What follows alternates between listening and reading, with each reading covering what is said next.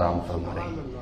تو جب حضرت سیدنا عمر رضی اللہ تعالیٰ عنہ آئے تو حضور اٹھ بیٹھے، تو کیا دیکھا کہ جسم مبارک پر کھجور کی چٹائی کی سختی کے نشانات موجود ہیں۔ تو حضرت عمر رضی اللہ تعالیٰ عنہ رو پڑے اپنے آقا کریم کا فقر دیکھ کر۔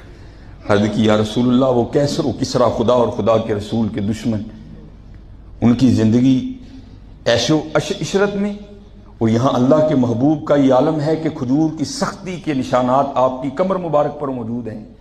تو حضور نے کیا فرمایا، اے عمر، کیا تو اس بات پر خوش نہیں ہے کہ ان کے لیے صرف دنیا ہے اور ہمارے لیے آخرت ہے؟ ہاں، قل متاع الدنیا قلیل، تھوڑی ہے تھوڑی ہے تھوڑی ہے، والآخرۃ خیر وابقیٰ، وہ خیر والی بھی ہے اور وہ ہمیشہ رہنے والی بھی ہے۔